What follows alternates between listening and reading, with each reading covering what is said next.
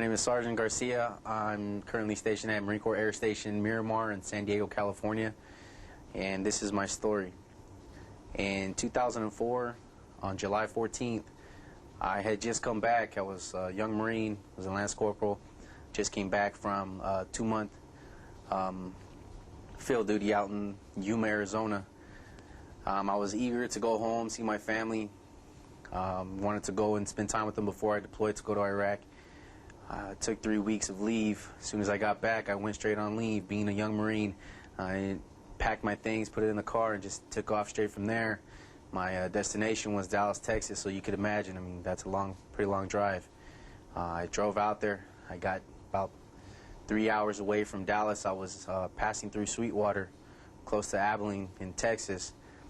And as I was driving through Sweetwater, I was in the fast lane. I had the cruise control set on my car. I was doing 68 in a 70-mile-an-hour zone.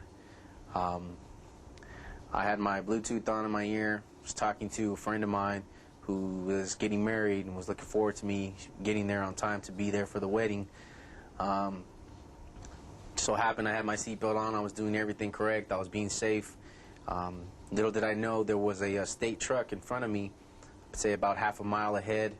I didn't realize that the tailgate was down. There was a full-blown tire, rim and all. As I got off the phone, you know, my last words, which words you should never say when you're talking to somebody, is, you know, they said, "Be safe." You know, me, I'm thinking, okay, hey, what could happen? Nothing's gonna happen. Don't worry about me. I'll be fine. Hang up. Little did I know, the tires bouncing right towards my car, fell off that truck in front of me. I just didn't have really much time to react. I was too worried about swerving to the right because there was a family next to me. Didn't want to run into them, hit them, so I ended up going to the left. I went into a ditch, kind of freaked out. I hit the brake, pulled the emergency brake. Tire caught on the grass, kept spinning. The whole car started turning sideways. I hit the side of the ditch, came back up on the freeway.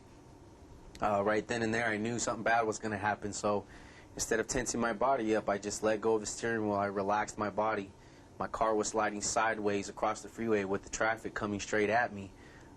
As it was sliding, the rear driver's tire just snapped from the axle. The whole car came down. The next thing I knew, I was airborne and the car was flipping. I flipped into another ditch after I flipped over 2 lanes. I hit an access road, took a big chunk out of the road, and then I flipped up from the access road about, I want to say, maybe 10, 15 yards away from that access road, and I hit a wooden telephone pole 10 feet in the air. As soon as I hit, took the whole front end of my car off. The car landed straight down right below the pole. The pole was halfway hanging on. Luckily, the wires kept it on there. Otherwise, the pole would have fell straight on my car. I came to about after 5 minutes.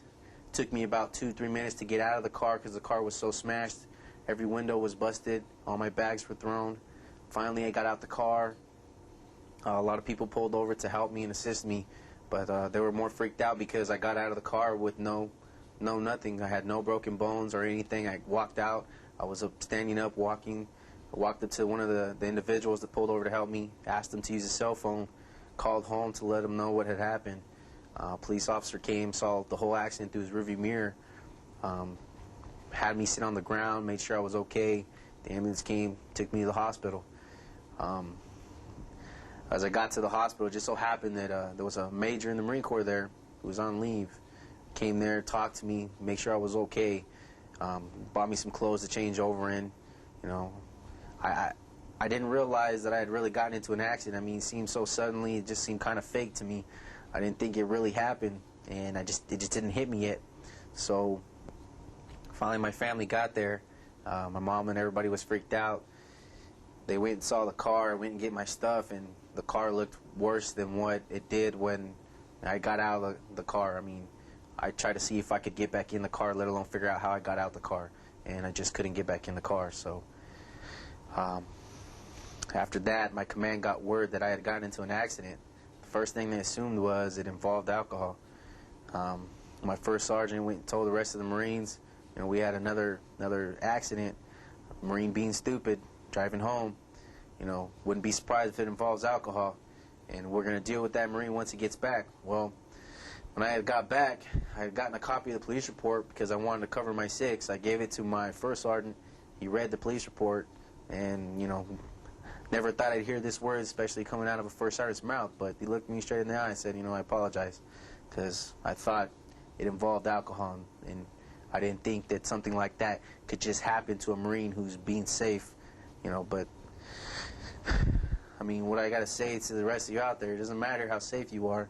You can be as safe as can be, but how do you know the person in front of you, to the left or to the right of you or behind you, is just as safe as you are? You never know. You got to be aware in your surroundings, and you know, anything and everything can happen if you think it's not. Nobody's Superman. So, you know, again, my name is Sergeant Garcia, and that's my story.